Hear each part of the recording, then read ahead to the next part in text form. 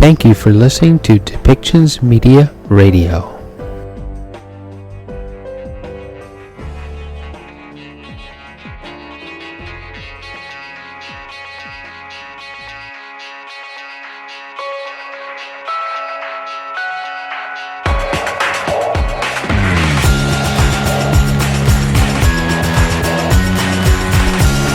Welcome to Policy and Rights, the show about government policy and human rights.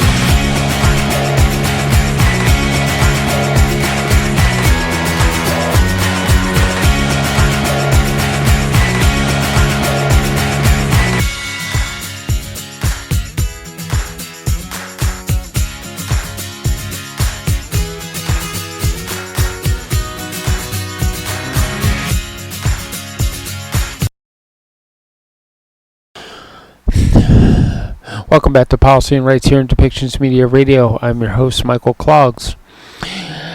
Our society has a problem set inside of its economy. And that problem is that for the average person, the economy really works against us.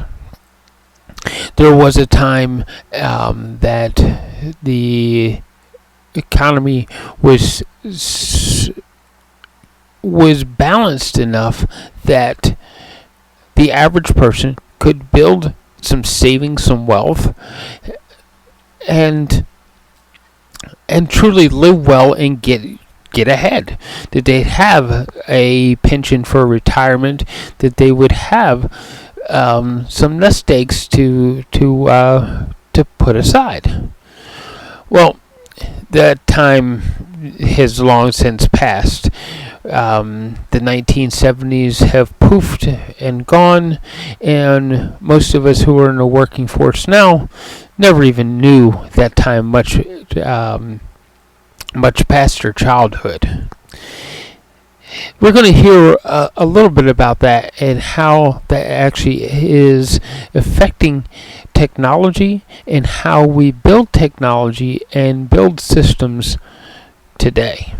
We're also going to hear something about, in these next few segments, of the World Government Summit, about how information is processed, how we look at information, and how the information gets distributed to us all.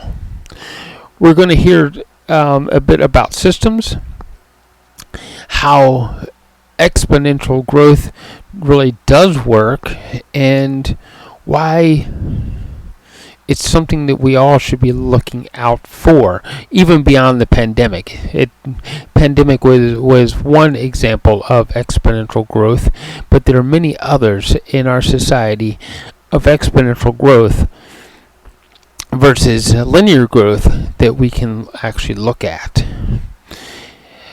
So let's listen to a few of three experts from the World Government Summit that has convened in 2023.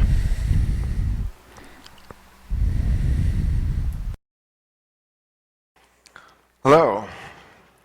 So before I got on an airplane to come here, a friend of mine asked a question, and the question was, if I had an alternate title for my talk tonight, what would it be? And I thought about it a little bit, and I decided that maybe the title was a plea for balance. So obviously, balance of what? There are two forces throughout history that have shaped every single civilization without exception. And those two forces don't like each other. They're in conflict with one another. They clash. The first force is the innovative force.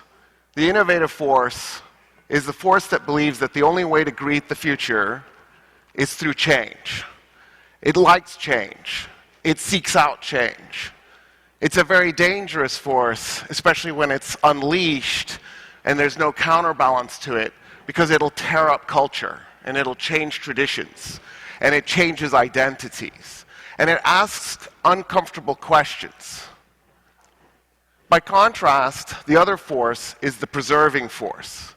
The preserving force wants to not just lock things in place in this moment, it actually almost always has some amazing event from the past that it looks to as the model not just for the present, but for the future as well.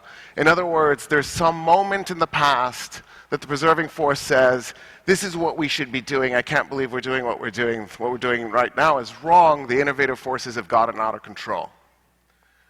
The problem is our species, at least for the last 12,000 years, has steadily kept changing the amount of technology available.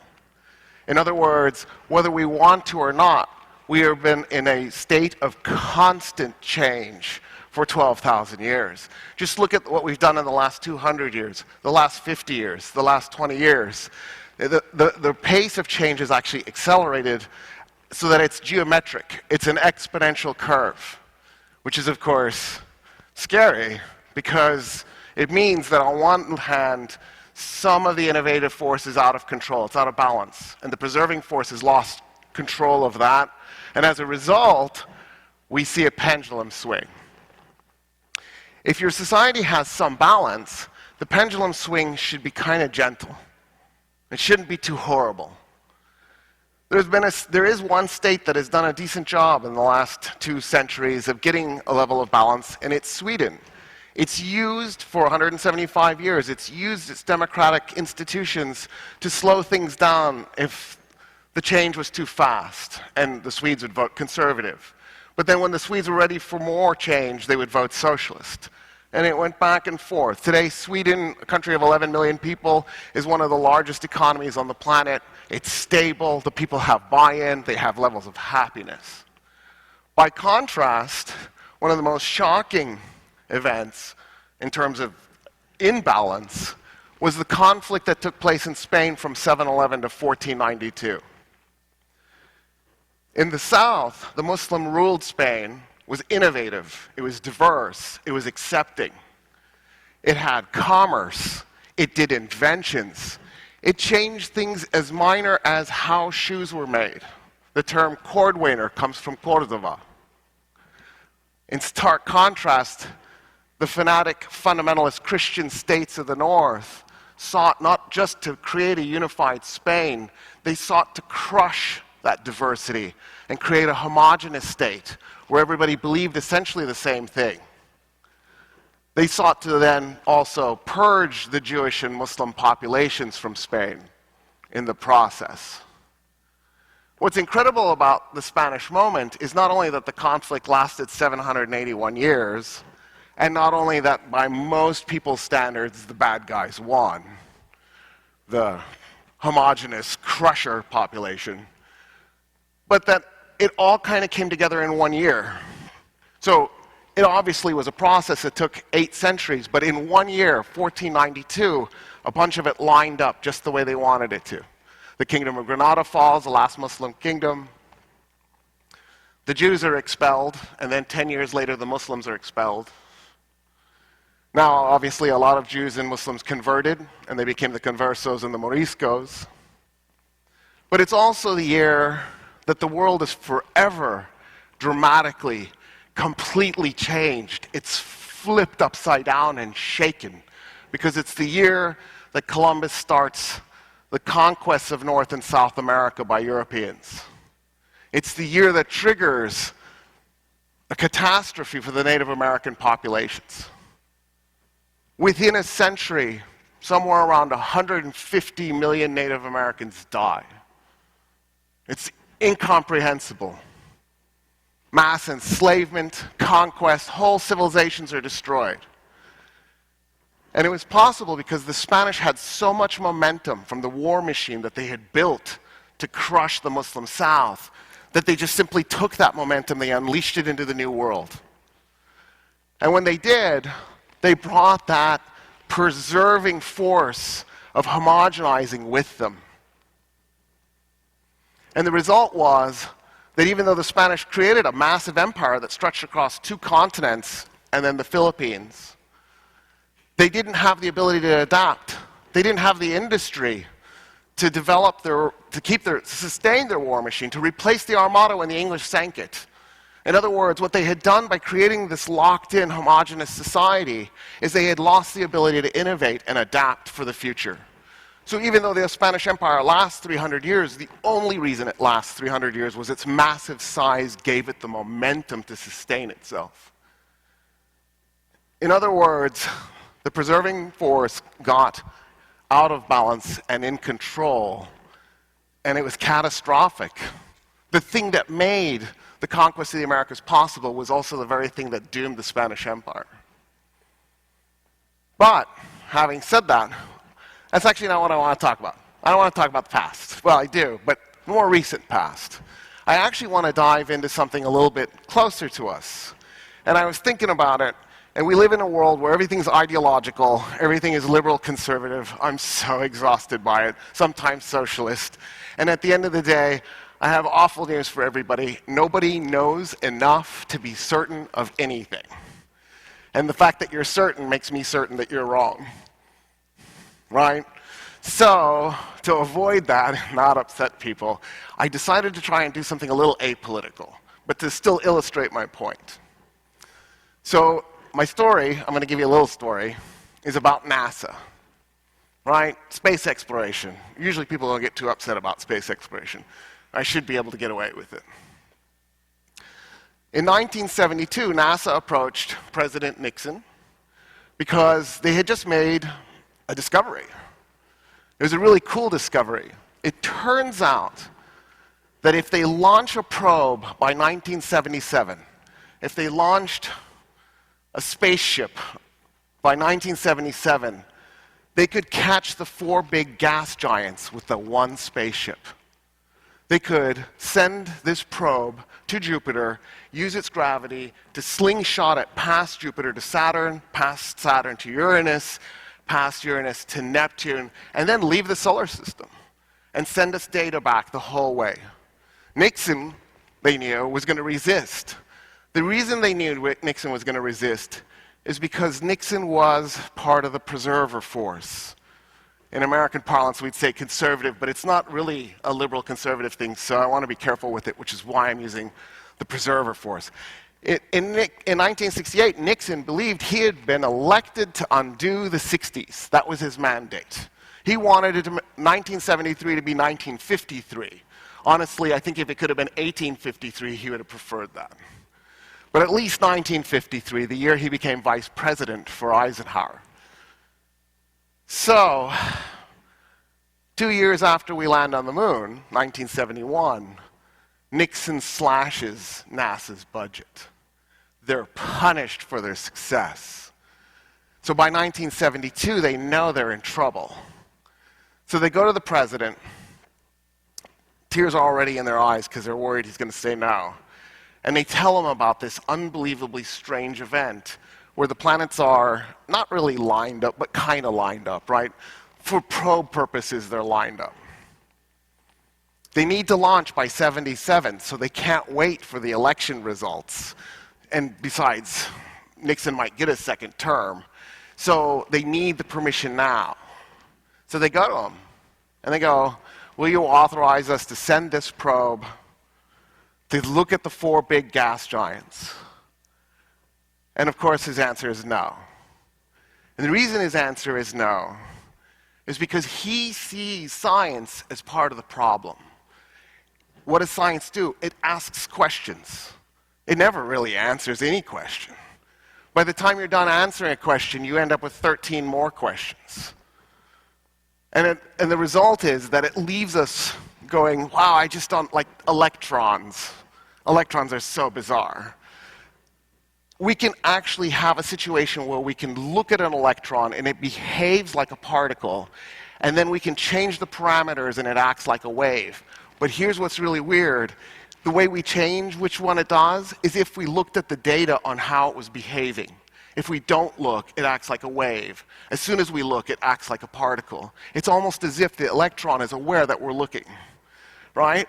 You look at that and you go, okay, never am I going to think of electrons again. I'm done with it. It's protons for my future, because protons are predictable. So Nixon is looking at this, and he's going, we just did the 60s. And it's because of people like you, innovators who hold summits to have ideas talked about, right? That's what this is, in case you hadn't figured it out already. It's a chance to share and maybe make people uncomfortable on occasion, but to get ideas out there. And Nixon goes, the 60s, which by the way was 15 years long, started in 54, ended in 69. The 60s was total upheaval. It was a revolution, in the true sense of the word, an actual revolution. We changed everything. We changed the way people dressed. We changed the way men wore their hair. We changed the music we listened to. We changed the political structure. We made space for women. Women to have more political rights, women to have more economic rights. We made space for black people. We made space for brown people. We didn't make everybody equal by any means. That would be naive and silly and foolish to think, but at least it got better. We changed our relationship to drugs, to marriage, to sex, to everything. And Nixon and his folk hated every moment of it. It was torture for them. They wanted the old order returned. And so he says no. He says no to NASA. So they start begging.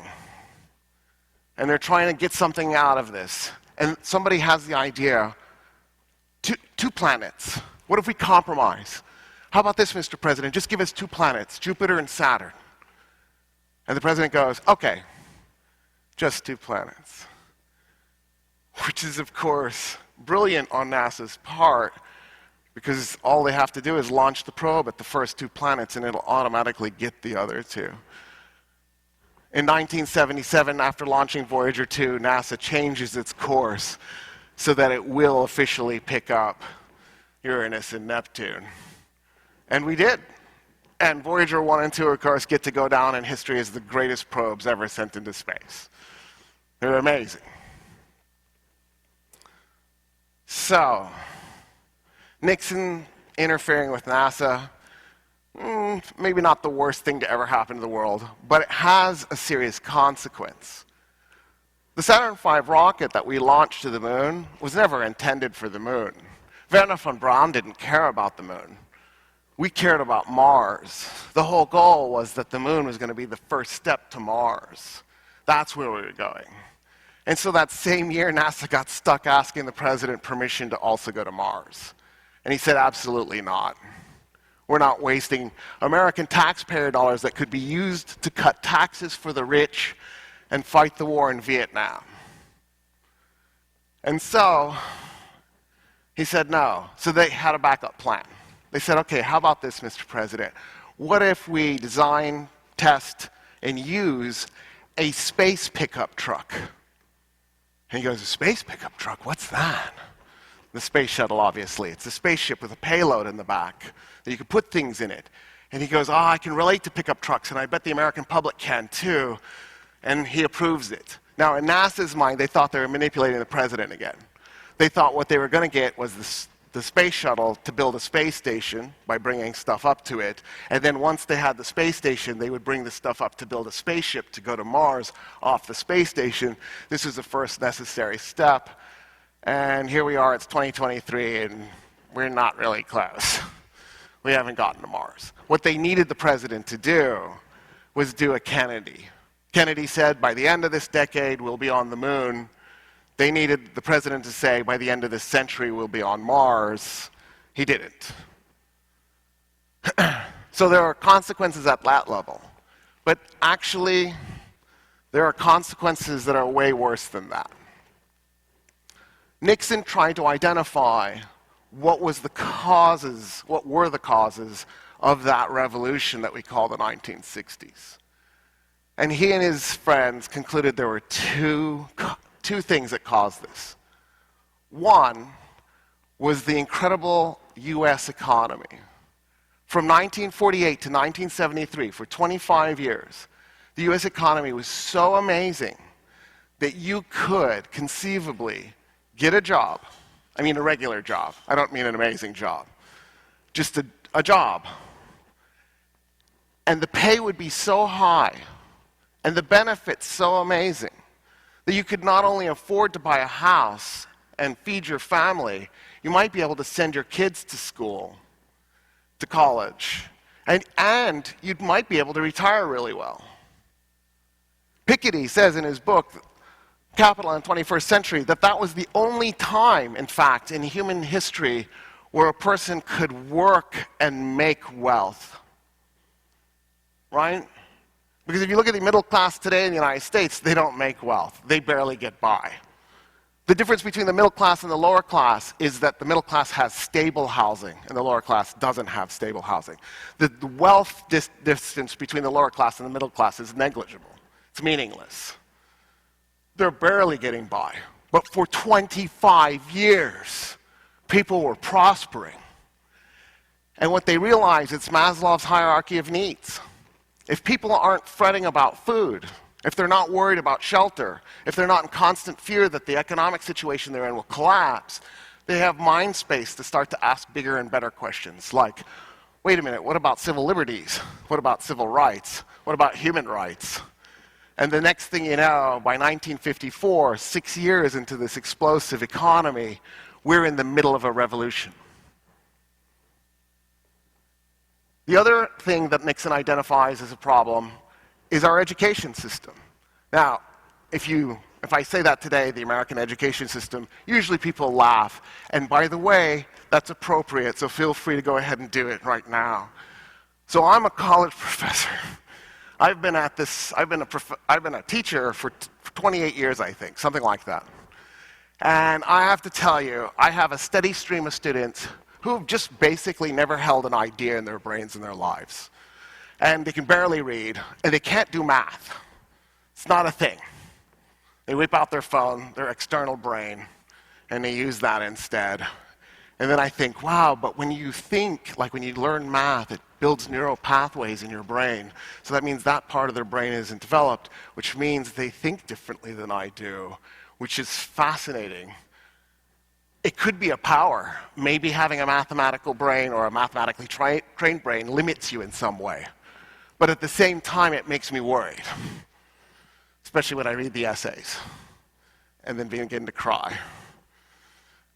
So, what Nixon tries to do is begin to chip away at the American education system on purpose. He doesn't really do that much damage. Honestly, he doesn't do that much damage to the economy either, but he does damage the economy. 1973 is pretty much the high point of the American empire. For those of you who hadn't figured it out, we've been in decline for 50 years. 1973 was our apex, was our height. But it was also the moment when we had the most egalitarian society we've ever had. There was class mobility. The distance from the poorest person to the richest person was really, really low. And it was a time of innovation. I mean, we landed on the moon. That wasn't a bad thing to do. Think of how primitive the computers were. They were so awful that they had to hire mathematicians to double check the results from the computers because they knew the computers weren't reliable. They could get you the answer quickly, but they couldn't get it to you accurately.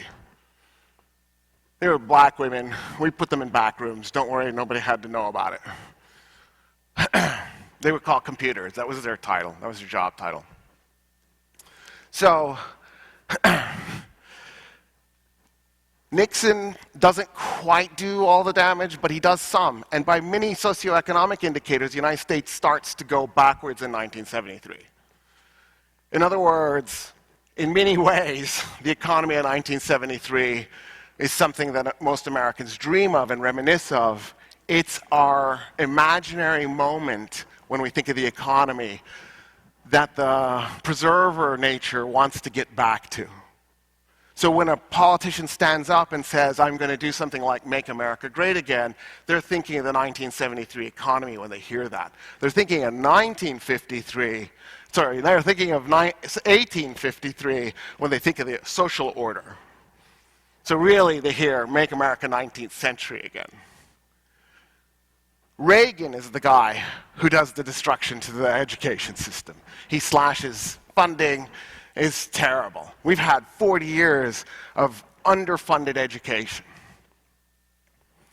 So why does all this matter? I'm going to give you, since I've been doing this NASA thing, I'll give you one more NASA thing, just to bring this home. So from 1962 to 1972, so for 10 years, that's when we built the Saturn V rocket. In my mind, it's still the best rocket ever. I know the SLS is a little bit more powerful, but the Saturn V was glorious. And when I say 1962, the first 2 years were just designing the rocket. They didn't actually start building the components until 64. In today's dollars, it costs $10 billion. $10 billion to do the Apollo program, basically. When you think about it, that's nothing.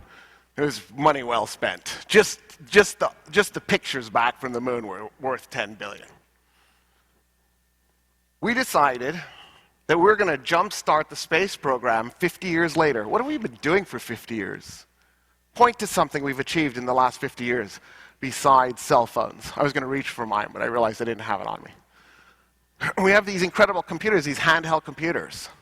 Okay, that's great. And the entertainment. Man, Hollywood can really knock it out of the park. TV these days, incredible.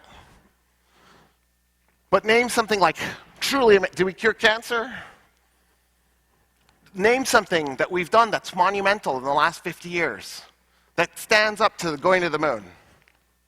A discovery we made. Higgs boson was pretty cool. I remember exactly where I was when Higgs boson was discovered. I was on a dirt road in Vermont, driving, listening to BBC, crying, because I couldn't believe how cool it was. But that was just for a few nerds. Something that the whole world could look at and go, wow, this is incredible. This is the moment. We've achieved something. All the civilizations before us have those things. There's something they can look to, and we did too until 50 years ago. It's almost like we decided we were done. We achieved what we wanted to, we went to the moon, we were finished. Oh, we're going to redo it. We're going to go back to the moon. So we have to restart the whole space program, including building a rocket to replace the Saturn V. That project took 11 years to build SLS. Space Launch System. I feel like that's the worst named rocket ever. Space Launch System. Isn't that a rocket? Did we just name our rocket rocket? I feel like we named our rocket rocket. 11 years, $11 billion. Saturn V was 10 years, $10 billion.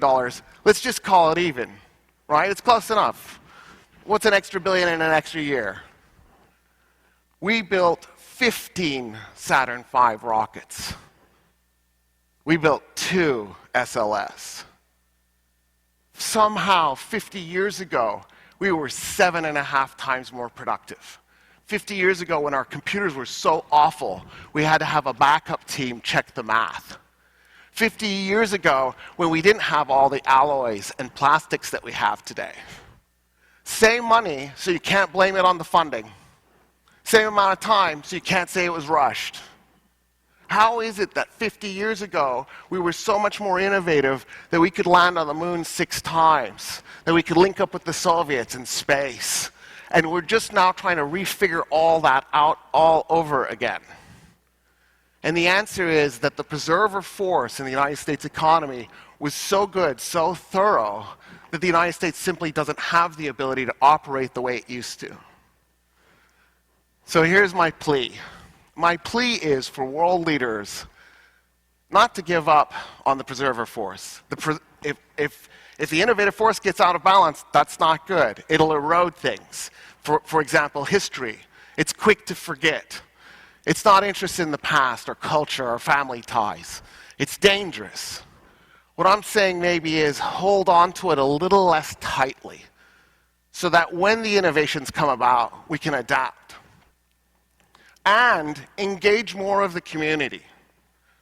One of the things that's happened over the course of the last 50 years in the United States is college has become more and more exclusive, not inclusive. It's become so expensive that a person has to ask themselves a really strange question. Am I willing, because, right, the United States is such a strange place, we want to charge crazy amounts of tuition for public post-secondary education. Do we really have enough MDs that we can afford to weed them out? Do we really have enough engineers? And the answer is obviously no. The United States is 6% Asian, but 30% of our MDs are Asian. So we've compensated for the fact that our education system is terrible by just importing and brain draining on the rest of the world. What we should do is fix the education system. So I keep saying 1853 is the thing they're looking to, because in the 1853 system, white men like me are the only people who have privilege and power, are the only people who have a guaranteed path to that. I can be completely mediocre, and I still have a chance at it. Well, the United States is 59% white today, so 29% white men. Throw in class, even if you let half of the white men, because the other half are too poor to go anywhere, even if you let half of the white men achieve, you're down to 14.5%, 15%. Can you really afford to throw away 85% of your talent? And my answer is not in 2023. In 2023, there are too many things that have gone wrong. The environment has gone wrong. Our planet is destabilizing. We're 90 seconds to midnight, according to the doomsday clock. We have some real problems, and we're going to have more pandemics in the future. Actually, frankly, I think COVID was an easy one, and I think we got really lucky. Think of bubonic plague and smallpox. This could have gone really bad, and it just didn't. We dodged that one. What we need to be doing is we need to be harnessing our intellectual capability. And also, we need to remember something, that at some level, the preserver force has it wrong. Because the thing the preserver force is preserving was, at the time, the innovation. In other words, through the lens of history, at the end of the day, the preserver and the innovator look the same in the past. It's only now that we're upset with it and obsessed with it and freaking out. And so on that note, I ask for more balance when it comes to allowing change to happen in society. Thank you.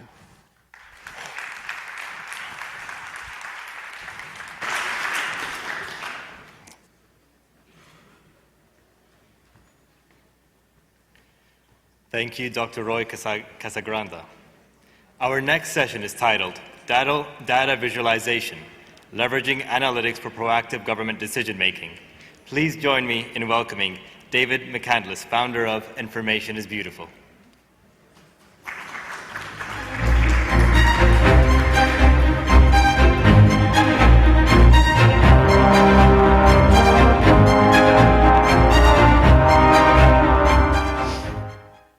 Hello.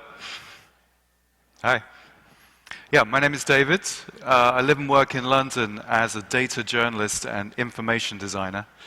And that's just basically a fancy way of saying that I love data and information, all kinds of data and information, numbers, ideas, words, statistics, and visualizing that data and information in graphical images that anyone can understand. And then I like to go a step further and design that visualized data and information so that it reveals something interesting, or allows us to focus on what's important in the sea of data that surrounds us, or maybe drowns us. Or design it so that it tells a story. That's the data journalism part. And I think when you do that, when you gather data, you analyze it, you visualize it, you design it, you tell a story with it, strange and interesting and even quite magical things can start happening to data and information. So today I want to talk about the particular powers of data visualization, what data visualization has to offer for decision makers, policy makers, the public, and so on. I'm going to give you some examples, and hopefully by the end you'll agree with me that data visualization is beautiful. Now, while data visualization is beautiful, what it's been showing us recently in the last couple of years has not been beautiful. In the last 2 years over the pandemic, there's been a data visualization on every single newspaper front page, every single TV news report, every single website news report. Data visualization has been helping us, in a way, to see the scale of the pandemic and our response to it, our fight against it. It's helped us to see the global extent of it and also the local extent of it as well. And even decisions like where to travel and where might be safe, and so on. All the different types. Or choices we might want to make about our behavior, and so on. So data visualization has guided us in a sense. It's been everywhere. It's been a real support for our journey through the pandemic. And it's helped us see more clearly. And as sick as we are of seeing these charts and graphics and various visualizations, it has basically been our ally. And it's because it has certain particular powers I want to highlight for you today. So one of the powers of visualization that supports us is with our thinking, helping us with scale. It's very difficult for our minds to grasp the relative sizes of things, especially abstract things like billions. What does $1 billion look like? What does $1,000 billion, $100,000 billion? These numbers are routinely circulated in the media and in press reports and in government spending. But they're mind-bogglingly huge, these numbers, billions. They're impossible to relate to in any everyday sense. So frustrated by this, I gather a load of these numbers from various sources, New York Times, Guardian, and so on, and visualize them in this chart I call the billion-dollar-ogram. So the blocks here are sized according to the amounts, and the colors here represent the motivation behind the money. Green is revenue, pink is giving money away, and so on. So when you take big abstract data points like billions and you visualize them like this, you instantly have a different kind of relationship to them. You can literally see them. But more interestingly, you can start to see patterns and connections and links between numbers that would be scattered across multiple sources. Numbers you'd never necessarily see together. Let me just highlight some for you. Over here, we have the amount given to charity by the American people every year. Incredibly generous people, over $300 billion a year given to charity. And you can contrast that with the amount given in foreign aid by the top industrialized nations of the world, just $170 billion. This huge stack here, this is the personal wealth of some of the biggest tech titans of our age. We have Mark Zuckerberg at the top there, 128 billion. Bill Gates, 139 billion. I think I can resort to first names. Let's say Jeff at 195 billion. And Elon, I believe he's here at the show today, 277 billion. Now these are 2021 figures for their wealth, and then the markets have been very tumultuous in the last year, and these billionaires have lost around about 30 to 60% of that wealth in the last year alone. But that's just a snapshot of their wealth, and you can contrast that with the amount it would take to lift 1 billion people out of poverty, extreme poverty, $175 billion a year there. We talked about, I think Elon Musk is here at the show, and we hear a lot about his Twitter purchase, and that number, 44 billion, that acquisition, let's see that in context, in visual context. There it is, 44 billion, relationship to other big tech acquisitions of recent years. And the standout insight for me from this chart was like, what an amazing bargain Instagram and YouTube were, around about $1 billion each. Tumblr, maybe not so much. So we have these billions, and they're kind of sized like blocks. I can keep adding blocks, like Lego, almost like keep adding blocks, adding numbers to this matrix, to understand our spending going forward in the future, or to visualize historical figures to sort of comprehend our spending right now. So I could add, for example, to this diagram, the total eventual cost of the financial crisis, the 2008, 2009 financial crisis. So imagine in your minds how much might be taken up by that. Let me just add it. Here it is, $12,000 billion that cost to the world. And of course, right now, hopefully we're at the tail end of another global crisis, the pandemic. And to date, emergency funding and bailouts has totaled around about $10,000 billion. And that number is sure to rise when there's a final reckoning, I'm sure. But right now, it's hard to imagine a figure that's larger, a discrete figure that's larger than 12,000 billion, but even that number is small compared to the amount that we discovered is hidden in offshore tax havens by the world's richest people, $26,500 billion, that's estimated to be conservatively. So these numbers are continually emerging. We see them in headlines, but they don't make any sense unless we actually put them in some context or comparison, or we're able to see them in some way. Now, we've stepped beyond billions here. We're into the realm of trillions. 26,500 billion is, of course, 26.5 trillion. So I could take that number and situate it in a higher dimensional chart, which I like to call the trillion-dollar-ogram. There it is right there. Lots going on here, but let me just make one contrast. We've got 26.5 trillion in the center there, offshore tax havens, contrasted with the 16.5 trillion it would take for the world to move to renewable energies and stay below 2 degrees global heating or global warming. So it's one of the things I love about visualization, and the power of visualization is the ability to take these abstract celestial figures, bring them down to earth, crystallize them, visualize them so we can see them and understand them, make them clear. And that highlights another power of visualization is about clarity. Taking something that's complex or technical or multidimensional and making it open and accessible and understandable and just more visual. So, for example, take something like this. This is typically what you get from a blood test lab when you have a blood test. It's a clinical report. And you need a clinician or a doctor to explain it to you. So we put this through a visualization process. Introduce color, visual hierarchy, highlighting, rewrote the copy, and so on. So without compromising any of the data, this document is now understandable by the clinician, the doctor, and the patient simultaneously. It's been sort of converted into this visual language, which is kind of more democratic and accessible and easier to understand. You can imagine if every government communication kind of looked like this. And the power of this, the accessibility of this, is maybe something to do with the way our minds work. You know, our eyes are incredibly sensitive to variations in color, pattern, and shape. That's the language of the eye. And there are a huge amount of neurons in our brain are just dedicated to the visual system. So if you're able to convert the language of the mind, numbers, ideas, words, messages, data, into the language of the eye, color, shape, and pattern, you're able to speak two languages simultaneously, each enhancing the other. And that's what's happening in a data visualization or information design. You've got two languages, both being shown.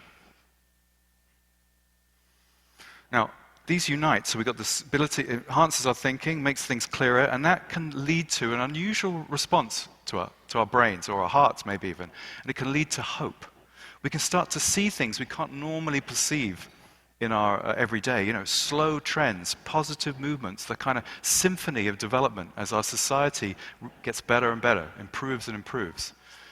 For example, we look at clean energy. The potential solar power is incredible.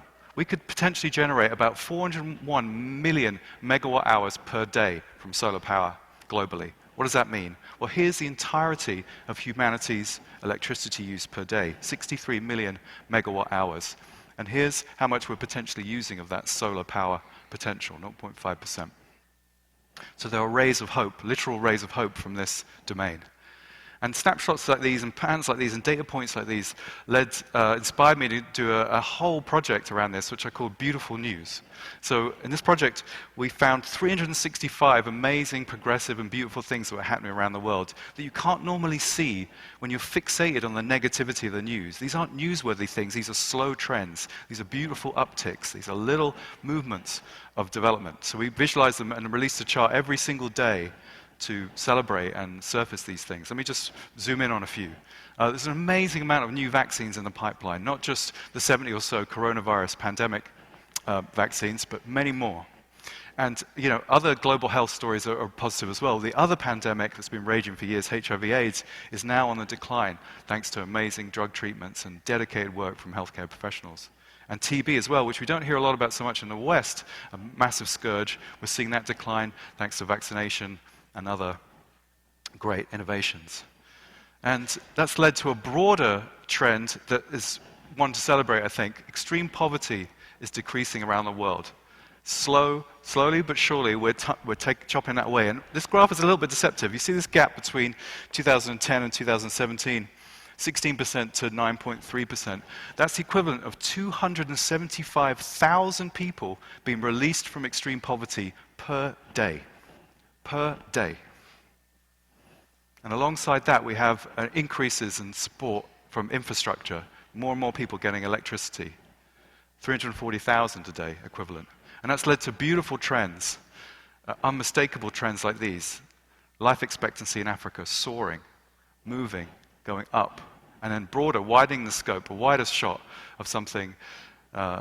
Infant mortality, fewer children are dying. The percent of children dying before the age of 5 has tumbled. 100 years ago, 1 in 3 children died before the age of 5. Now, it's 1 in 35. That is a beautiful achievement. So evidence of our progress. So that also points to another power of visualization. We can support the science or see the evidence. That can help decision-making, it can help in our lives, it can help in our movement as a civilization. But on a personal note, it particularly helped me a few years ago. I decided I got a massive health kick, basically. I decided I was going to live to 150 years old by taking loads of supplements, goji berries, vitamin B, vitamin C, vitamin D, and so on. Optimize my diet. But of course, I started looking at the data, and of course, one day, vitamin C's the best thing you can take. The next day, too much of it causes cancer or whatever. So frustrated by this, I gathered all the evidence for all nutritional supplements, and I visualized them in this chart I call a balloon race. So the higher up the diagram, the more evidence there is for a supplement, and the size of the bubbles is like the popularity, like a simple Google index. And this is clinical grade evidence, so large placebo-controlled trials, and so on. So looked at 3,500 studies. So I felt like I could draw a line in the diagram and say, okay, these supplements are worth taking, but only for the conditions listed in the bubbles. There are no universal panaceas here. And these supplements are perhaps not worth taking because the evidence is, inconclusive to non-existent. And about 78% of all supplements sit below this line in this $60 billion global industry. Now, I'm having a little trouble presenting this to you. It doesn't quite fit on a slide. In fact, it just occupies 2 pages of a book that I created of these graphics. But again, it points to another power of visualization. There is so much research, so much evidence, so much data in this chart, but it's been squeezed and compressed into a small space, just like 2 pages of a book. So visualization is like the MP3 of knowledge. You can compress a huge amount of understanding into a tiny space. And because I've read all the studies and processed all the data, you don't have to. So you can take this image in as you might a photograph or a landscape. You can kind of drink in the data. It becomes delicious, delectable, delightful even. And talking about data, obviously every single image you see has a companion data set, and it means that I can treat the data as a platform and make the data into something that I can play with, become interactive, experimental, exploratory. So here's the interactive version of that chart. It spawns itself from the data sheet, so new evidence comes out, I can quickly edit, and it ripples out and ripples online, so the data is alive. And because it's interactive, you can ask it questions. Is there anything effective for diabetes? Maybe cancer. Could there be something I could take for cancer, and so on? Or roll over a bubble, get more info, click on a bubble, you're taken to the next slide, and so on. I used a similar approach for data breaches, a terrible fear and scourge of every country and organization and company in the world. These are some of the biggest ones of the last few years, and you can see here you can explore and find your own stories in the data. Like if we filter by health, you can see 2009, 2010, a really bad time for healthcare industry, getting hacked there, and in recent years it's healthcare insurers that have been hit. So I can swim through this data, I can play with this data, and that's why this year we ran the World Data Visualization Prize, and we put a strong emphasis on interactive entries. We gave data sets to people and we asked the community to invent and create and innovate. We had hundreds of entries, many of them interactive, where you could just explore, swim through, filter, find your own stories, your insights, multi-dimensional charts. And you can see through kind of clarity and some of the qualities I mentioned, clarity and beauty and interactivity and playfulness, opening up what could be sort of boring data sets and tables and spreadsheets, the things we see every day, and bringing them making them alive, making them become alive, almost organic, almost like nature almost. Beautiful work there. And you can see some of the winners and the finalists in the lobby. So, just some of the amazing powers of visualization. And they all unite, it allow us to see more clearly, allow us to support our thinking, bring us hope. We can see all the evidence, support the science, and play with it. And the net result of that is a kind of emergent quality or a central property of visualization, which is understanding. We can suddenly see what we couldn't see before. Our minds are clear. And it's particularly helpful in areas where we get foggy or we get blurred. For example, I would put the sort of political realm as that, the sort of left and right political spectrum. So this image is a concept map. So it shows how political ideas percolate down from governments into society and culture, into families and individuals and back round in a cycle, a political cycle. And again, like the billions at the beginning, through contrast and comparison, you can tease out the differences, subtle or not so subtle, between each side. And that's helpful because, especially in the political domain, when we don't know something about the other side, we tend to fill it with our projections, or our caricatures, or our biases. So it's helpful to be able to see what the other side stands for. Like, for example, on the left, it's about fair trade. But on the right, there's a focus on free trade. There's a difference. The goal at the heart of the left is personal freedom for everyone. But the goal at the heart of the right is economic freedom for everyone. There's a difference. And it's helpful because sometimes both sides, they speak about the same thing, but they mean different things. They have conceptual differences. So, for example, equality on the left means a level playing field for everyone. But equality on the right means opportunity for everyone. Freedom on the left is freedom from power and abuse. But freedom on the right means the freedom to succeed or fail, to bootstrap yourself, to do it yourself. So both sides, they stand for equality and they fight for freedom, but they're standing and fighting for slightly different concepts. And it's maybe sometimes where the conflict comes in between them. Now, I have to admit, I felt a little conflicted making this image. I'm a journalist, a writer, I've written for The Guardian and so on, and I noticed as I was making this image, I really wanted that left-hand side to sound better than the right-hand side, But I couldn't do that. I would have created something that was visibly lopsided, visibly biased. So as part of my process of making this image, I really had to step into that right-hand side and really honor the perspectives there and realize at the same time how much of myself was actually in that side. It's kind of uncomfortable to recognize that, but it wasn't too uncomfortable because ultimately I was just looking at an image. There's something unthreatening about an image. If somebody tells me about my political views or about their political views, I might feel like I have to turn away or shut down. But if I see somebody's political views, I can somehow let that in. I'm open to that. And there's a clue in the language. When you say to someone, "Oh, I see what you mean. Oh, I see where you're coming from." You're telling them that somehow you've mentally visualized their viewpoint and you can relate to it. You don't have to agree with it, but somehow you can relate to it and open to it and maybe let that in. So maybe there's a role for visualization in what feels like sometimes these more polarized or divided times to be able to see where somebody is coming from and see what they think. And that, to me, is beautiful. Thank you, everybody.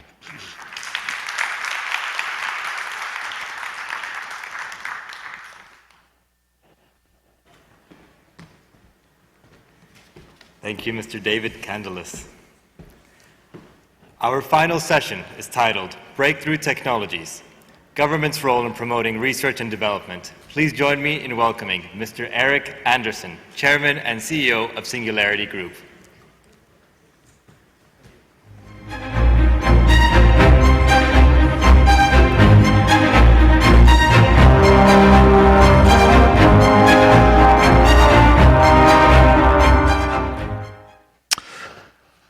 I guess I get to be last. It's always the best thing. Everybody's like, where do I get to go next? But it's a real pleasure to be here. Back in the Middle East, I've been coming frequently for the last couple of years, so we'll get started. It's going to work. Here we go. Maybe.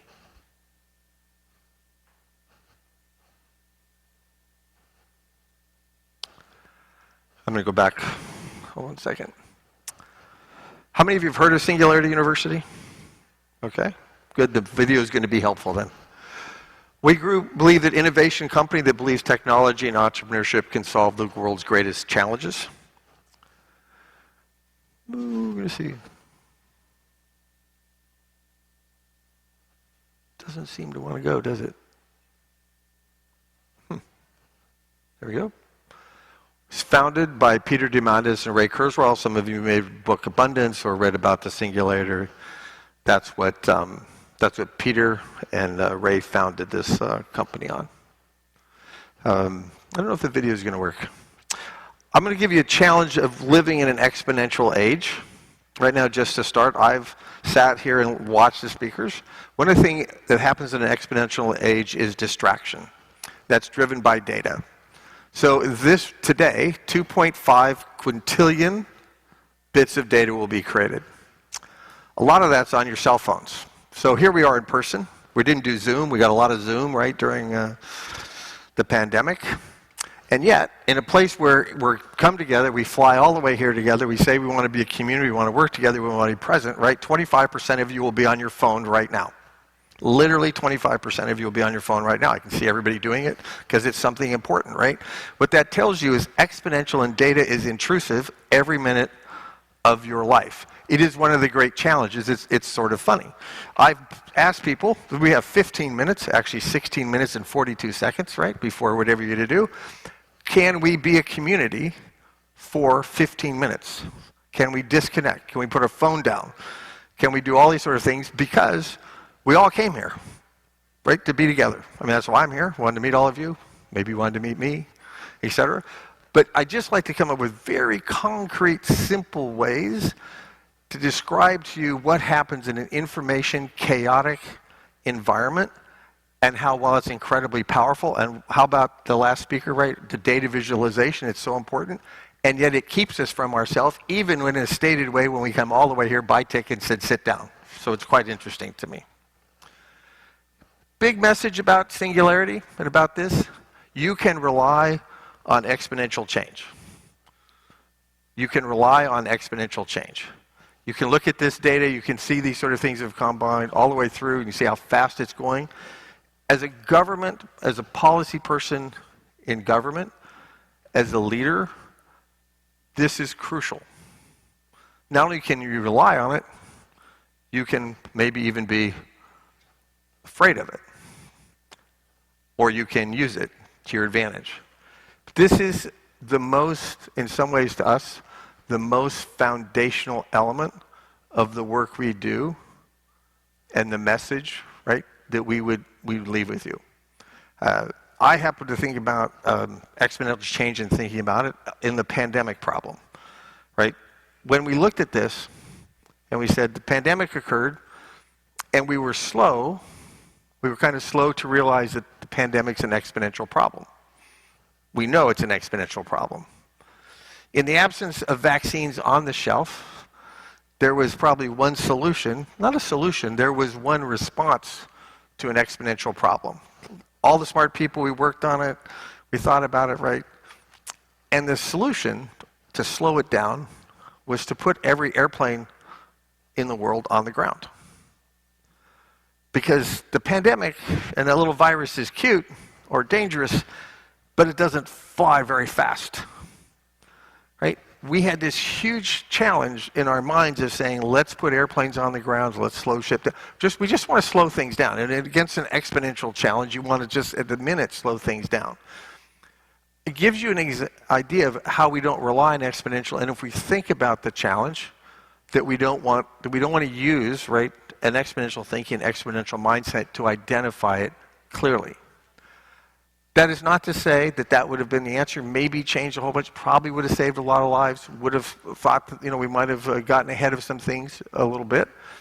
But it was in an exponential game, or if you're a chess player, like some of us are, right, you have to find the best move. That was probably the best move at the moment. It wasn't the best move if you were realizing, right, that you were going to face exponential challenges. Those are two different things.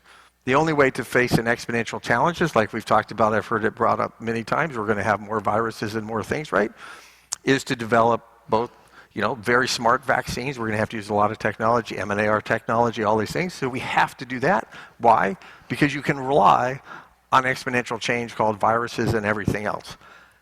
If you face the challenge, if you don't have those things, then you have to analyze it as an exponential problem and realize the weakness in the exponential challenge you face. And the weakness in the exponential challenge that we face with the virus was, what? It can't go anywhere. Right? So it's just a way of thinking and identify it. So if you rely and you know that the exponential challenge is coming, it forms public policy. If you don't get public policy, then you have to think about the weakness of the exponential challenge. Organizations, tomorrow's nations, think exponentially, not in a linear fashion.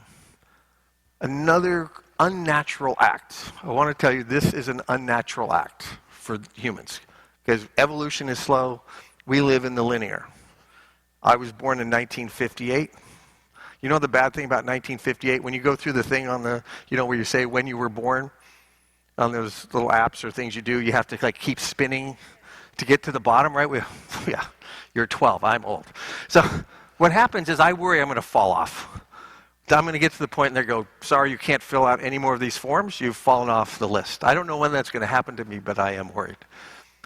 In my life, the world was linear and normal, right? A normal distribution. Things went like this, and it was a normal distribution. That, by the way, kept me getting fired several times because the person who puts up the hockey stick misses the goals, and then you get fired, and you don't get to stand up here 40 years later, I think. But that is not the world we live in.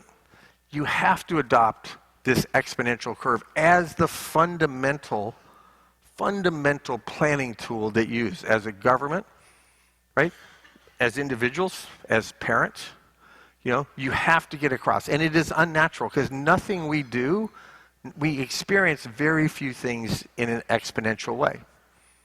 So you must embrace this.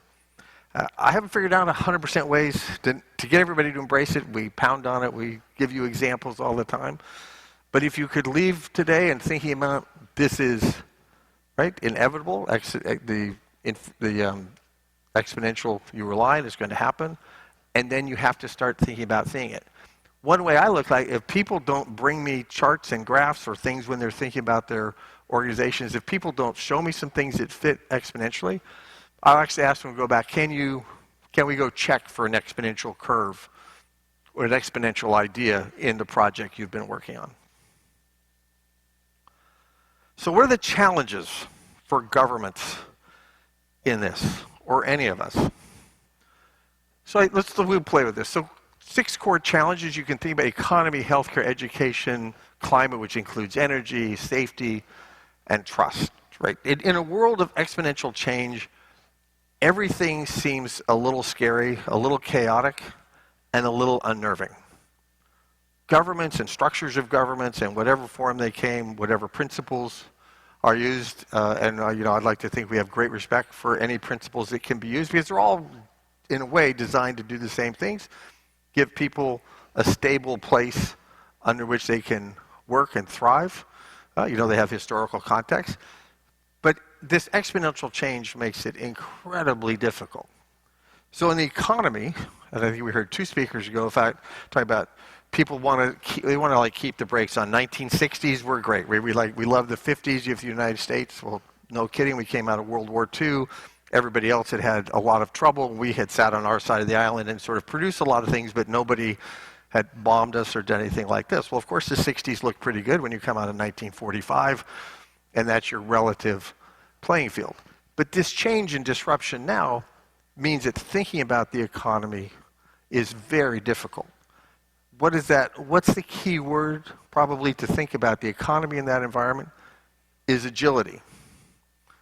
And thinking in terms of decision rules, not prediction. So agility and decision rules against certain goals and ideas will be a very important way of dealing with the challenge of your economy.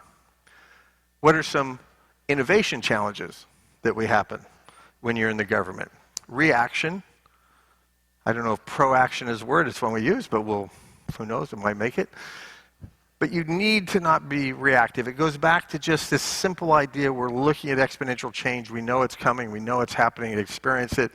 How do we look ahead and think to that? Reaction in an exponential environment is not good. It's actually not a bad strategy in a more linear environment, right? Because then the first movers or the first people to make mistakes, maybe they lose money or something happens, and you can regroup, look at those learnings without having expended resources, and therefore go forward, on that basis. That is not a good strategy in the exponential world. The value of learning quickly is quickly resorted because you get ahead of that curve, and at the end, right, even if it looks close and you're both on that curve, you end up, by the shape of that curve, right, you end up most market share, most good health quickly by moving forward. I want to talk about another one down here on innovation challenges. The tyranny of voting. Our phones, which we're not using right now, By the way, if we took a test, we can't help ourselves. I mean, I almost want to do this, right? I'm like, you're so nice, but I want to know what happened. My daughter could have, said something to me. I could share it with you. But this thing, we have still not figured out.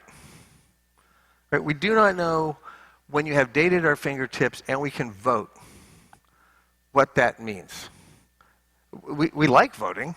We all like to vote. But this tyranny of voting, is it 51% for, how this sort of comes together, complex voting systems, you don't like candidate A, you get a vote for 3, and we rotate all their things. We haven't figured out, how the tyranny of voting. It's been written about for a long time in academic writing and in political theory writing, but it's actually on us now. And we know the problem of voting, right, that we can see it in the United States, is that you can be distracted by current emotion and current noise and inaccurate data, right, to manipulate results, which we would know with, good thought and good data that aren't correct. I'm not going to go all of these. Obviously, climate, we know these things. We have lots of solutions coming. So how does a government work? You need to be purpose-driven. I think the UAE and other countries here in the Middle East I'm particularly excited about are seeing very clear purpose. You have to embrace innovation. The last speaker said that very well. You have to lean into this. If you're doing this, things are not going to go well. And you have to empower your people. And we see good examples of that in the world, around this region again, I think with some really fine leadership, right? Where people are saying, we need everybody working on this. So this is why. You have to start with why all the time. I'm building my country, I'm freeing my people, I'm curing, a bad disease for children. You have to have why. Why is that important? Because what it does, right, it gives you this sense of purpose. And purpose sees through chaos, sees through dramatic change, sees through distraction, right? We know that. What's a great example of that? A family is actually a great example of purpose. I have children. I know, fundamental purpose. I want my children to do well. Along the way, right, I ask them to do dishes. They do important things, right, very important things. If they make a mistake on dishes, I do not say to them, that's it, I'm done with you. You're worthless, you can't do the dishes, right? Our goal as a family was not to be the best dishwashing family in history. We can get our dishes done in 4 minutes and 30 seconds. They get away perfectly clean and all that sort of thing. It's an important lesson. Right? We could talk about the trends of our dishwashing capabilities, and with my children, some of my children are better, but it's not the why. It's just the lesson. It's just something we do to get by. So I want you to feel how important that sense of purpose is in an exponential changing world, and in a world where there's a lot of chaos and a lot of disruption, because we know where we're going. We just had an experience of that last night talking to someone, a colleague of mine in the audience, and I said over and over, can you just tell me the one thing we're trying to do here? I know you have 67 slides, but what's the one thing? That's the why. You have to empower your organization and your people, right? You have to give them that are so excited about innovation that you look for it all the time. One of the best techniques to do this in a government or in a company is don't be confused by the people who are running the largest department or making the most money as being necessarily the people who are going to think about innovation for you. They're delivering, right? If I'm running a big business right now, or big department, health or human welfare or the energy world, I'm busy. Right? I'm busy executing and delivering. I'm not necessarily thinking about innovation. As a way. So what I think about in organizations now is not just creating, my thought leadership group. Not the execution group, not the people delivering budgets, but the thought leadership. And if I find those people, we give ourselves wide latitude to think about the future and long term all the time, knowing that we're executing. If we do this, we know that exponential is coming.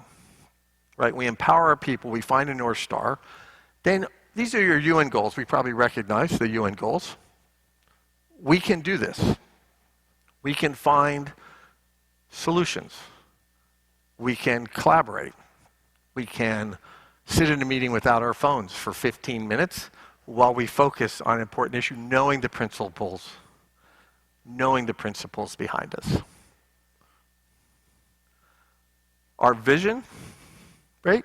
A world of abundance created by future makers working together to solve the world's greatest challenges. Working together, using these principles, will solve the greatest challenges. We're optimistic. You see some good cause for optimism. I love the last speaker again. He gives you all this good stuff. You can see we have children. We have things. We have a lot of challenges. The last point I want to leave you with, and this one I cannot emphasize enough. This is going to happen fast. This is going to happen fast. People don't like two things. They don't like exponential change, and they don't like exponential change that happens faster. So this is just a recent example, right? 3.5 years for Netflix to get to 1 million, right? 1 million users. 2 years for Twitter, 10 months for Facebook, 5 days for ChatGPT. 5 days, right? So when I think of when you get up in the morning, okay, the world's exponential, don't put on your, get a cup of coffee. And my best advice, right, is we should put on our tennis shoes, right? Because we have to run fast, right? This is happening fast. And it's really, now you can think about it, it's really if you will, the confluence of a couple of things. Moore's law, computing power, right? We know that, right? AI makes things really fast. I mean, this little machine, right? The ChatGPT, which took a long time. Remember that exponential curve? People were working that a long time, and then all of a sudden it goes like this, and then it goes like that. That's what that feels like. In behind our world right now are lots and lots of exponential curves that look slow, but are in that last part. So we should be ready, we should be optimistic, and we should use these principles. I think we've had a great day. Thank you very much.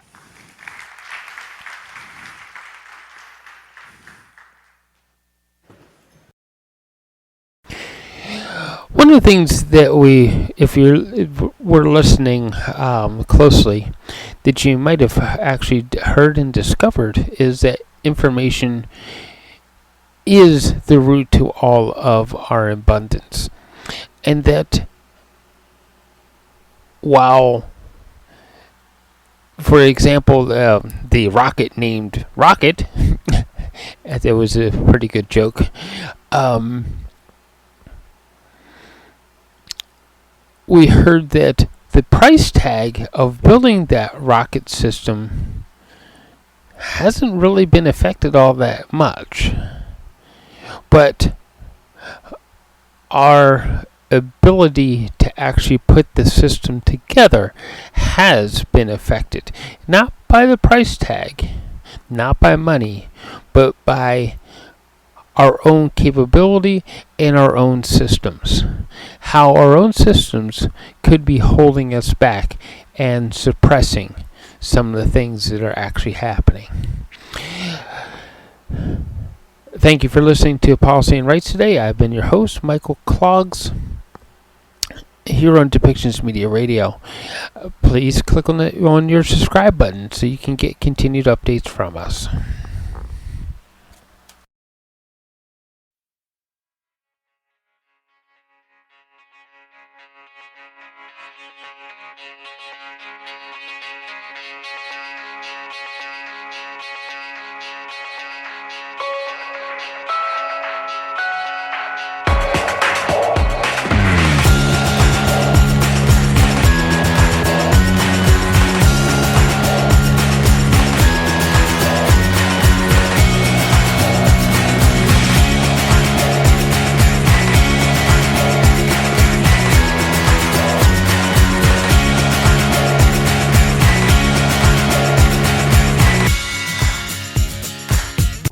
This show has been produced by Depictions Media.